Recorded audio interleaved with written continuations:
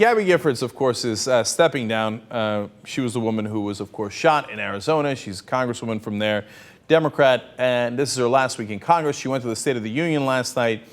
President Obama gave her a big emotional hug.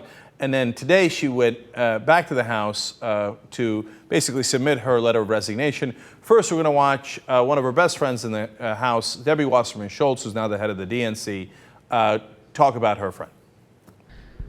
I couldn't prepare anything this morning because I knew that I would not be able to hold it together very long.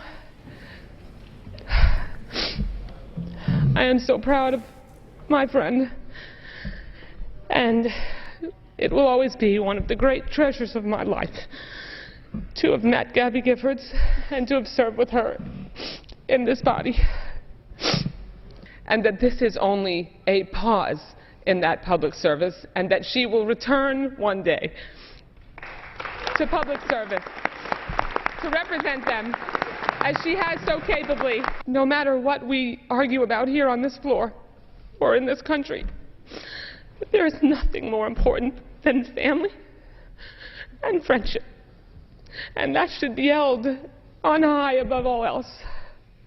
And I will always carry that in my heart. And even though I know we won't see each other every day, Gabby, we will be friends for life, for life.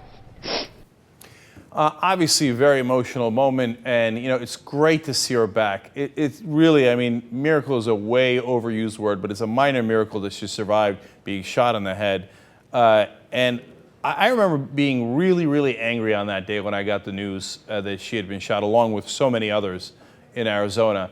And, you know, I foolishly had a tiny bit of hope that we might do something about it. She submitted her last bill today, and it's a very non-objectionable bill about cracking down on, you know, drug dealers coming over the border. So, of course, everybody passed it, and it was a nice way to go.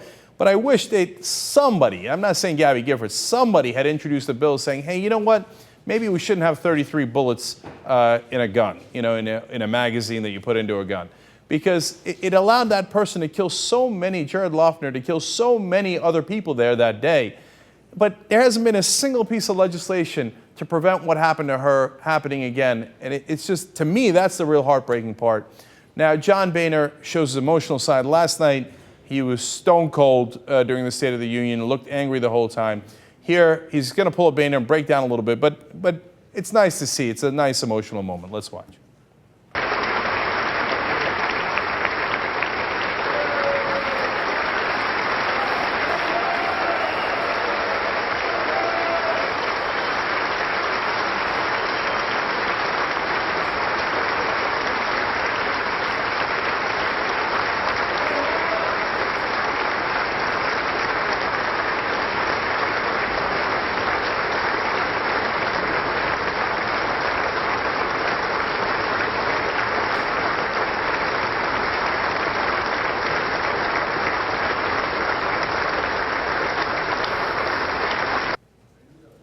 I'm not going to lie to you.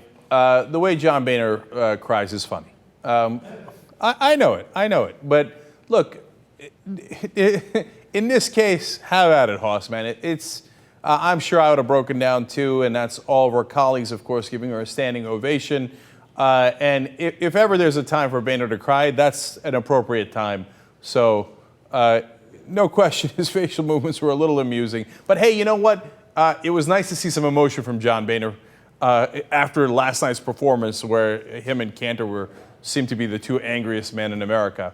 And it was a nice sign-off, or send-off, I should say, for Gabby Giffords, for everybody, of course, to get together and to give her such a warm tribute as she left the House.